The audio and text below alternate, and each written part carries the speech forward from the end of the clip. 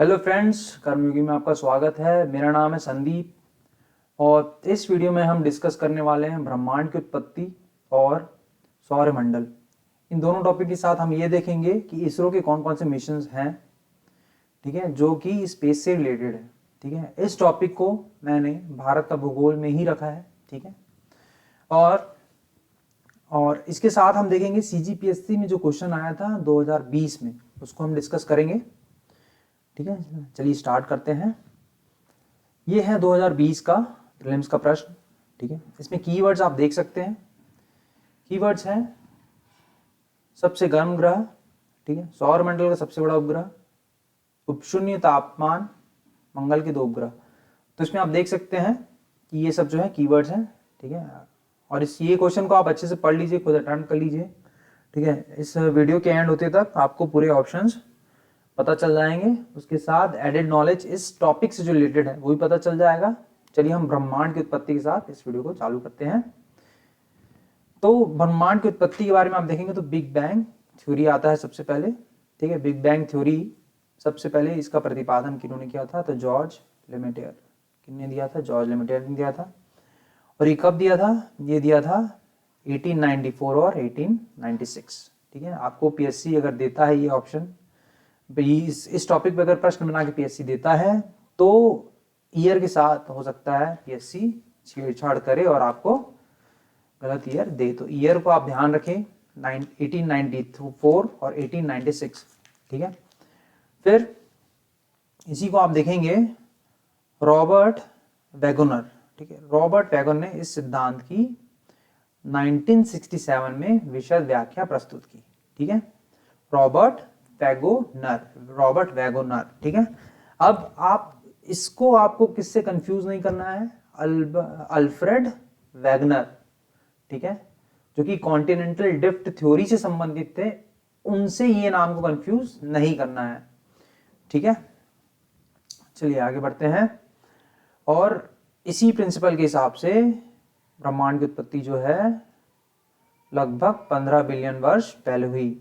अगर ऑप्शन में ये है तो राइट है, अगर ऑप्शन में 13.2 बिलियन वर्ष लिखा है तो वो भी राइट है। ठीक है, पर मोस्ट प्रोबेबली आपको क्या देगा? 15 बिलियन वर्ष पूर्व ही देगा। ठीक है, तो जैसे कि बिग बैंग थ्योरी में आप जानते होंगे कि सबसे पहले एक बहुत बड़ा विस्फोट हुआ, उसके बाद फिर जितना भी आप देख रहे हैं सोलर सिस्टम और जितने भी गैलेक्सीज हैं, मिल्की वेज हैं, ब्लैक होल्स हैं, ये सब आपको दिख रहे हैं बिग बैंग थ्योरी में। थोड़ा सा फोटो देख लेते हैं। फोटो में आप देखेंगे, पिक्चर में देखेंगे आप कि ये हमारा बिग बैंग होता है यहाँ पे। ठीक है, उसके बाद ब्रह्मांड की कैसे उत्पत्ति होती है, ठीक है, आपको दिख रहा है। गैलेक्सी का जो इवोल्यूशन है वो होता है 10 बिलियन ईयर पहले, और हमारा जो इधर दिख रहा है क्लस्टर ऑफ गैलेक्सीज में गैलेक्सी दिख रहा है, गैलेक्सी में सोलर सिस्टम। ठीक है, तो सोलर सिस्टम हमारा कब बनता है? 4.5 बिलियन ईयर्स एगो। ओके, चलिए अब ब्रह्मांड की उत्पत्ति से एक और है थ्योरी, वो है इन्फ्लेशनरी थ्योरी, स्फीति सिद्धांत। ठीक है, ये वैसा ही है, बिग बैंग थ्योरी जैसा ही है। ठीक है, इसको किसने दिया था? अलन गुथ ने दिया था। कब दिया था? 1980 में दिया था। और दोनों ही थ्योरी, बिग बैंग थ्योरी और इन्फ्लेशन थ्योरी, दोनों में ही आप पाएंगे विजिबल मैटर और डार्क मैटर के बारे में कहा गया है, और दोनों में ही ये बताया गया है कि डार्क मैटर जो है यूनिवर्स में वह सबसे ज्यादा है। ठीक है, तो ब्रह्मांड की उत्पत्ति हमारा जो एक टॉपिक है वो खत्म होता है। इसके बाद देखते हैं हम सौरमंडल। ठीक है, सौरमंडल कैसा है? कस्तूरी नुमा है। ठीक है, और इसमें देख सकते हैं सूरज का जो पोर्शन दिख रहा है आपको यहाँ पे, वो क्या है? बहुत ही बृहद है, और मैक्सिमम क्या है? सूरज ही है। उसके बाद ये 4 ग्रह दिख रहे हैं, लघु ग्रह। उसके बाद ये 4 बाहर के ग्रह दिख रहे हैं। ठीक है, तो उससे संबंधित जो है उसको देख लेते हैं।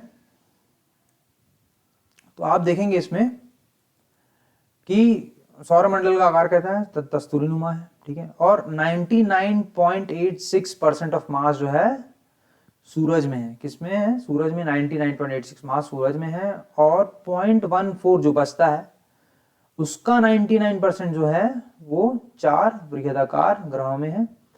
बृहस्पति, शनि, अरुण और वरुण में, ठीक है। और 0.14 का 1% जो है वो आंतरिक 4 ग्रहों में है, बुध, शुक्र, पृथ्वी और मंगल में, ठीक है।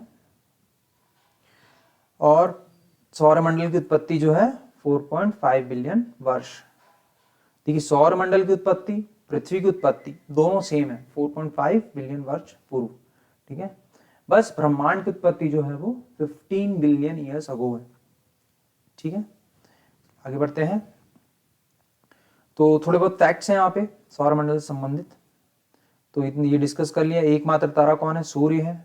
लघु आंतरिक ग्रह कौन से हैं? 4 है, बुध, शुक्र, पृथ्वी, मंगल। भाव वृद्धाकार ग्रह कौन से हैं? बृहस्पति, शनि, अरुण और वरुण है, ठीक है। सौरमंडल के ज्ञात ग्रह कौन से हैं? 8 हैं। पहले 9 हुआ करते थे, प्लूटो को बीच में इंक्लूड किया जाता था। प्लूटो के स्टेटस के बारे में हम देखेंगे, ठीक है, उस पर चर्चा करेंगे। अभी कितने हैं ग्रह? 8 ग्रह हैं, ठीक है। और पार्थिव ग्रह कौन से हैं जो कि अंदर वाले ग्रह होते हैं? ये कौन से हैं? बुध, शुक्र, पृथ्वी, मंगल। और गैसीय वृद्धाकार ग्रह कौन से हैं? बृहस्पति तथा शनि। इसे जूवियल प्लैनेट्स भी कहा जाता है, इसे टेरिटोरियल प्लैनेट्स भी कहा जाता है, ठीक है। और जूवियल प्लैनेट्स में अरुण और वरुण भी आते हैं, ठीक है। और अगर उसके अलावा अगर पूछता है आपको कि हिम वृद्धाकार ग्रह कौन से हैं, तो अरुण और वरुण आएंगे, ठीक है। उसके बाद बौने ग्रह, ठीक है। बौने ग्रह ड्वार्फ प्लैनेट। ड्वार्फ प्लैनेट बहुत सारे हैं, पर इस समय 5 को मान्यता दी गई है। एक है सिरस, प्लूटो, हुमिया, मेकमेक और एरिस।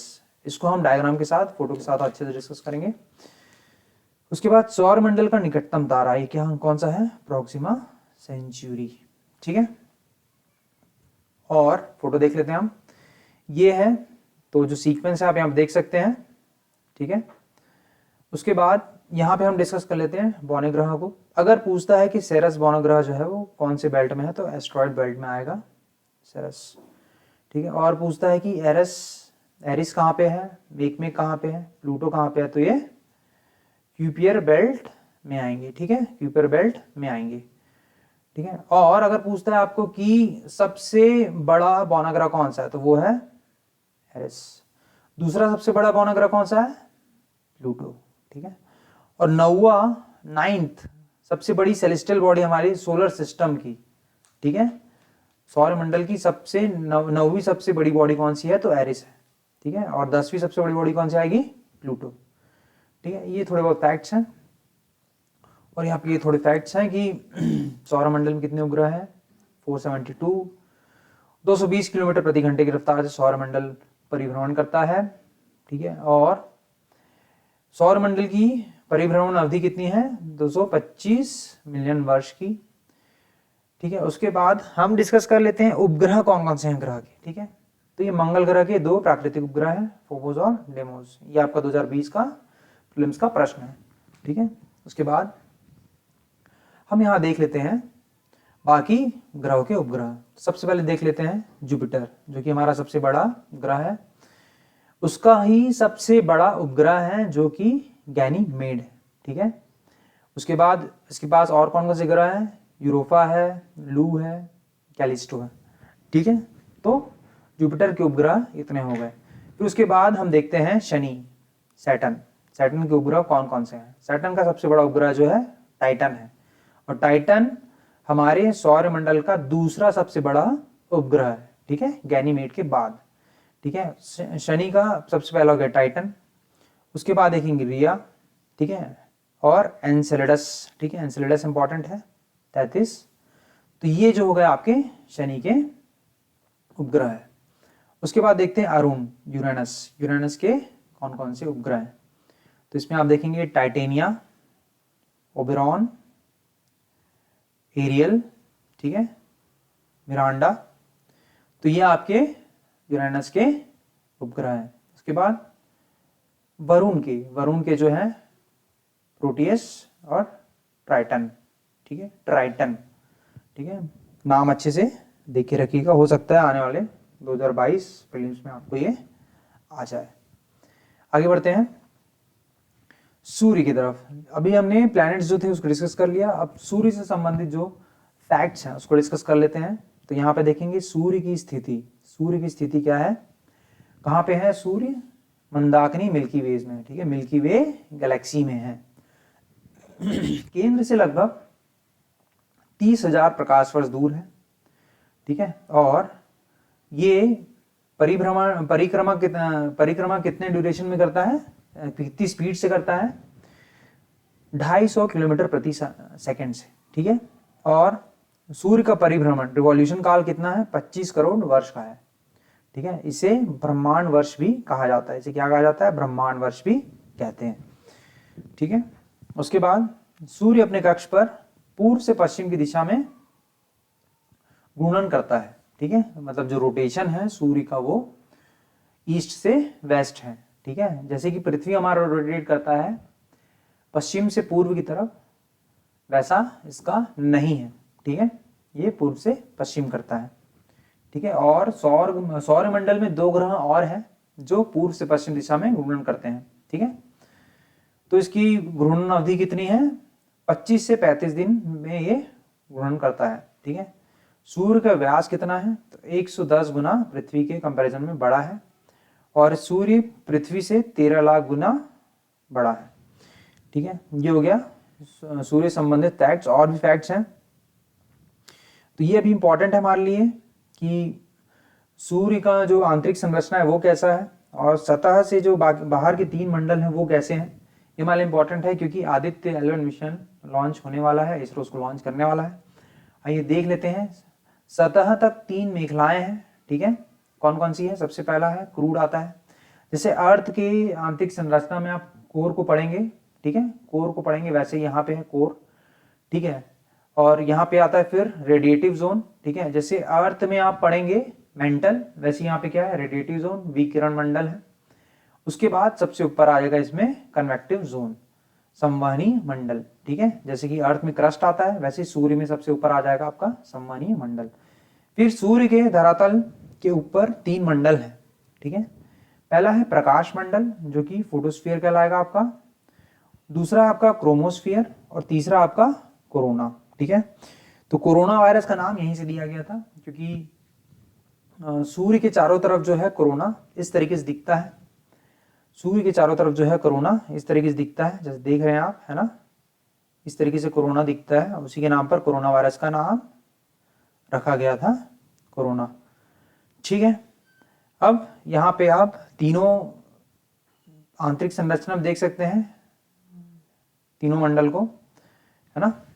उसके बाद यहाँ पे सतह से ऊपर आप देख सकते हैं 3 मंडल हैं यहाँ पे, फोटोस्फीयर है, क्रोमोस्फीयर है और कोरोना है, ठीक है, क्या है, कोरोना, ठीक है। तो ये हो गया आपका सूर्य से रिलेटेड इंफॉर्मेशन, ठीक है। सौर मंडल के और जो तत्व हैं उसको देख लेते हैं, तथ्य हैं उसको देख लेते हैं, ठीक है। टेरेस्ट्रियल प्लैनेट्स आप डिस्कस कर लिए, सबसे बड़ा ग्रह, सबसे छोटा ग्रह बृहस्पति और बुध, ये भी डिस्कस कर लिए। नीला ग्रह कौन सा है, पृथ्वी है। लाल ग्रह कौन सा है, मंगल है। सबसे भारी ग्रह कौन सा है, बृहस्पति है। सबसे हल्का ग्रह कौन सा है, बुध है। और बुध ही जो है सूर्य का निकटतम ग्रह है। उसके बाद देख लेते हैं सबसे ब्राइट ग्रह कौन सा है, सबसे चमकीला ग्रह कौन सा है, तो शुक्र है, ठीक है।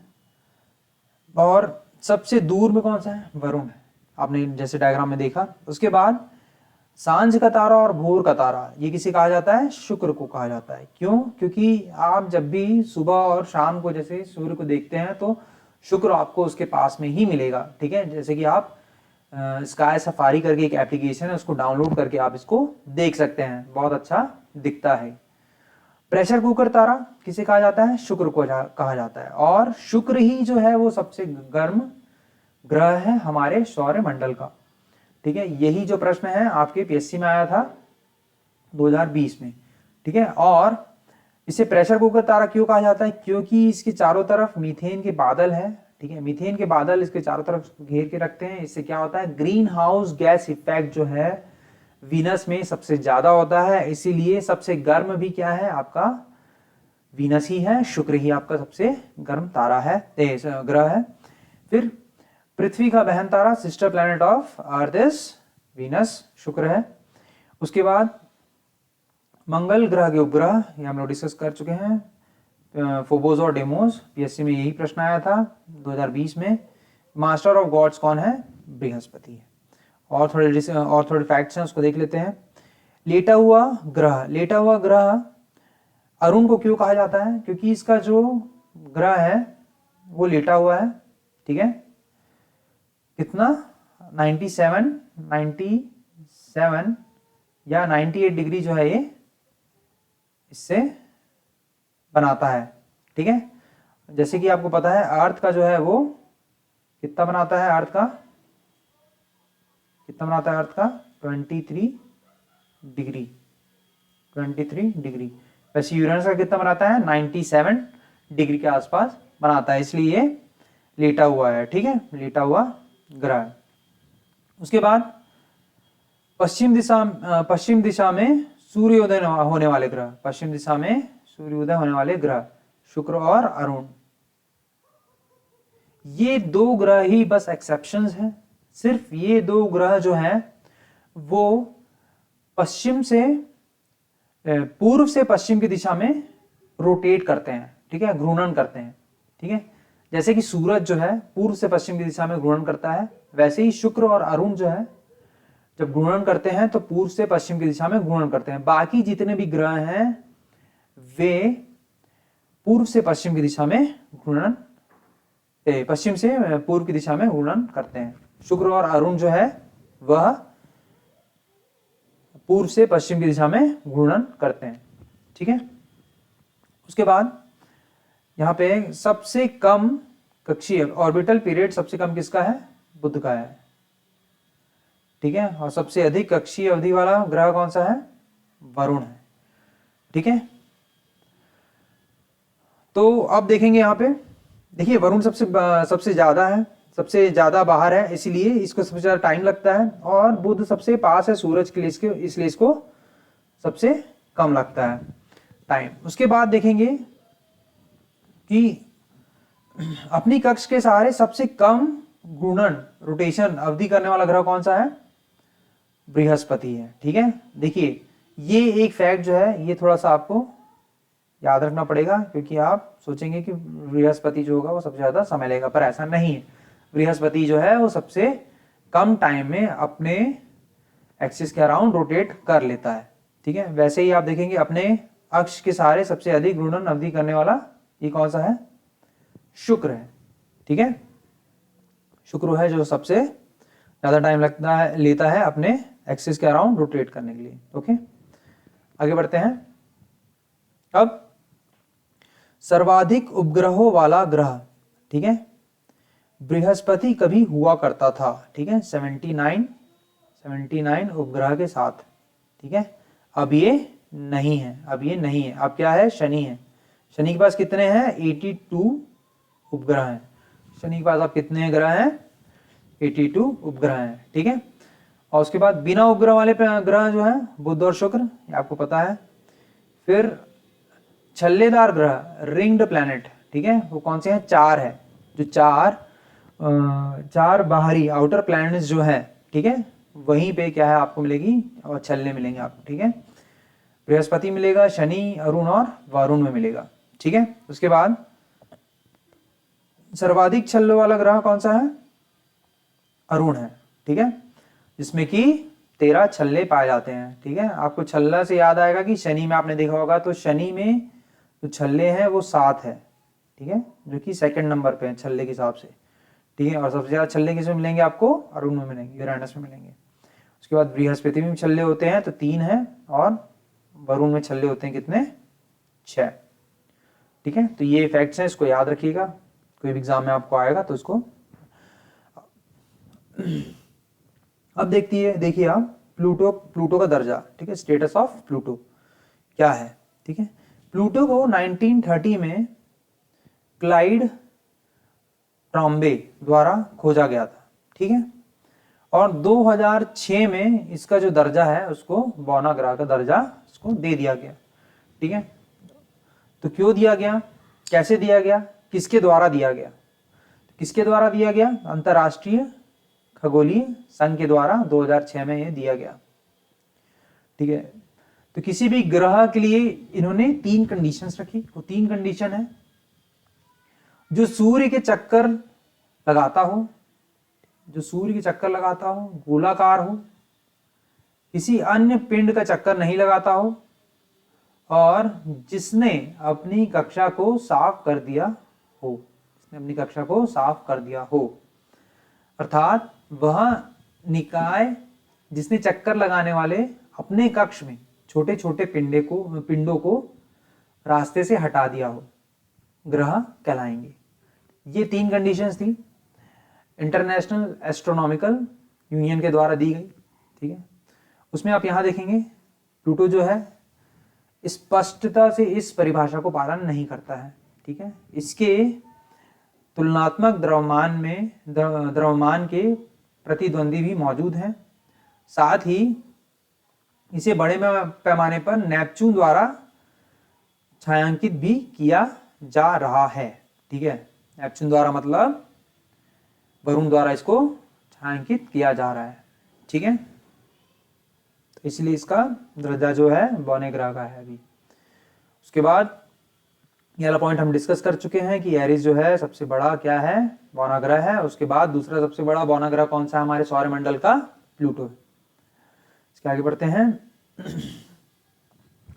अब यहां तक सौरमंडल हमारा कंप्लीट होता है। उसके बाद इसरो के जो मिशंस हैं स्पेस रिलेटेड, उसको हम डिस्कस कर लेते हैं।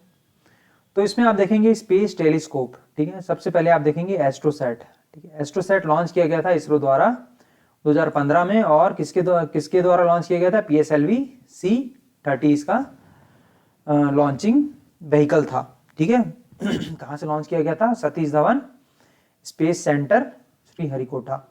अब PSLV देख लेते हैं। PSLV में 4 स्टेज होते हैं। ठीक है, PSLV में 4 स्टेज होते हैं। सबसे पहला होता है नीचे जो होता है वो होता है सॉलिड, उसके ऊपर जो होता है लिक्विड होता है, फिर उसके ऊपर सॉलिड होता है, फिर उसके ऊपर लिक्विड होता है। तो 4 स्टेज होते हैं PSLV में। ठीक है, और PSLV से जितने भी रॉकेट अभी छोड़े जाते हैं वो PSLV XL है। XL का मतलब एक्स्ट्रा लार्ज। ठीक है, PSLV के चारों तरफ बूस्टर्स लगाए जाते हैं और इसका प्रक्षेपण किया जाता है। ठीक है, तो एस्ट्रोसैट का कब प्रक्षेपण किया गया, कब छोड़ा गया इसको, 2015 में छोड़ा गया। किसके द्वारा, PSLV C-30 के द्वारा। अब आगे ऐसा ही हमारा एक ऑब्जर्वेटरी है। ठीक है, जो कि सोलर मिशन होगा हमारा पहला, आदित्य L1। अब बोलेंगे L1 क्या है, L1 एक लैग्रांज पॉइंट है। ठीक है, क्या है L1, एक लैग्रांज पॉइंट है। ठीक है, लैग्रांज पॉइंट में रखने का अपना एक फायदा होता है। यहाँ पे फायदा ये होता है कि आपको कंटिन्यूअसली सूर्य को देखने को मिलता है, यहाँ पे ऑक्यूलेशन या एक्लिप्स नहीं होते हैं। ठीक है, तो हमारा आदित्य L1 जो है वो लॉन्च होगा। कब लॉन्च होगा ये नहीं पता है स्पष्ट रूप से। ठीक है, और बाकी इसरो की जो अन्य मिशन है उसको देख लेते हैं। सबसे पहला देख लेते हैं चंद्रयान। चंद्रयान प्रथम कब लॉन्च हुआ था, तो 22 अक्टूबर 2008 को लॉन्च हुआ था। किसके द्वारा लॉन्च हुआ था, PSLV C-11। ठीक है, तो चंद्रयान 1 को कैसे याद रखेंगे आप, PSLV C-11 से हुआ है, 1 को 2 बार रिपीट करेंगे तो आपका क्या आएगा, 11 आएगा। तो C-11 से चंद्रयान पहला लॉन्च हुआ है। कब हुआ है, 22 अक्टूबर 2008 को लॉन्च हुआ है ये। ठीक है, उसके बाद देखेंगे आगे हम चंद्रयान 2। चंद्रयान 2 कब लॉन्च हुआ है, चंद्रयान 2 लॉन्च हुआ हमारा 22 जुलाई 2019 को। 11 साल के बाद जो है हमारा चंद्रयान 2 जो है वो लॉन्च हुआ है। ठीक है, और ये किससे लॉन्च हुआ है, ये आपका लॉन्च हुआ है ये आपका लॉन्च हुआ है GSLV Mark 3 से। इससे लॉन्च हुआ है GSLV Mark 3 से। ठीक है, और अच्छा एक बात मैं आपको बताना भूल गया, चंद्रयान 1 में आप बता देता हूं। चंद्रयान 1 का सबसे बड़ा सफलता ये रहा कि इसने खोज निकाला चांद पे पानी और बर्फ। ठीक है, पानी और बर्फ जो है चंद्रयान प्रथम ने खोज निकाला, और चांद की जो पूरी मैपिंग करी वो चंद्रयान प्रथम ने करी। ठीक है, उसके बाद चंद्रयान 2 हमने डिस्कस कर लिया कि GSLV Mark 3 से लॉन्च किया गया, और कब लॉन्च किया गया, 22 जुलाई 2019 को। और इसने क्या खोज निकाला, इसने आर्गन 40। ठीक है, आर्गन 40 जो कि इनर्ट एलिमेंट होता है उसको खोज निकाला। ठीक है, तो ये सफलता रही चंद्रयान 2 की। ठीक है, अब देख लेते हैं अच्छा, चंद्रयान 2 में और भी था इसका, प्रज्ञान और विक्रम जो था, विक्रम लैंडर था और प्रज्ञान जो था रोवर था, तो वो पहुंच नहीं पाया, वो क्रैश लैंड हुआ। ठीक है, तो जिसका जो इसका जो सैटेलाइट है जो चारों तरफ घूम रहा है चंद्रयान 2 का, वो ही है बस। ठीक है, और ये अभी काम कर रहा है। अब हमारा जो आखिरी टॉपिक है इस वीडियो का और सबसे इंपॉर्टेंट है, वो है मंगल अभियान। ये सबसे इंपॉर्टेंट क्यों है? क्योंकि अभी हाल ही में इसको अभी इसरो द्वारा कह दिया गया कि ये खत्म हो गया है। कब? अभी खत्म हुआ 11 अक्टूबर 2022 में। ठीक है, इससे इसरो का संपर्क टूट चुका है। ठीक है, तो मंगलयान जो है, मंगल अभियान जो है, ये कब लॉन्च हुआ था? MOM, मार्स ऑर्बिटर मिशन, ये लॉन्च हुआ था आपका 5 नवंबर 2013 में। ठीक है, किससे लॉन्च हुआ था? PSLV 25 से, PSLV 25 से ये लॉन्च हुआ था 5 नवंबर 2013। देखिए ये डाटा बहुत ज़्यादा इंपॉर्टेंट है। अभी 11 अक्टूबर की न्यूज़ है 2022 की कि इसको इसरो ने कह दिया है कि संपर्क टूट गया है हमारा MOM के साथ। ठीक है, तो हमारा जो ये मंगल अभियान था ये खत्म हो चुका है। ठीक है, देखिए 5 नवंबर 2013 को ये लॉन्च हुआ और पहुंचा कब? ये 24 सितंबर 2014 को पहुंचा। ठीक है, और इसमें खर्च कितना आया? 450 करोड़ रुपए खर्च आया। तो 2013 में, 2014 में बहुत छाया रहा। ठीक है, क्यों छाया रहा? क्योंकि ग्रेविटी एक मूवी थी, हॉलीवुड मूवी थी ग्रेविटी। ठीक है, उसका बजट 450 करोड़ से ज्यादा था। ठीक है, हमारे मंगल अभियान का 450 करोड़ ही था। ठीक है, तो हमने इसको बहुत ही सस्ते में किया था, इसलिए बहुत ज्यादा फेमस भी था। ठीक है, तो ये हो गए कुछ मिशंस जो इसरो के हमने डिस्कस किए। ठीक है, इस वीडियो में हमारा इतना ही था। अगले वीडियो में हम देखेंगे पृथ्वी की आंतरिक संरचना, जो कि बहुत ही हॉट टॉपिक है PSC का। यहां से कम 3 से 4 प्रश्न ऑलरेडी 2022 में आ चुके हैं, जो भी एग्जाम्स हुए हैं, जैसे कि LO हो, SEE हो। ठीक है, तो वहां पे ऑलरेडी आ चुके हैं। ठीक है, इस वीडियो में इतना ही था। बहुत बहुत थैंक यू, धन्यवाद।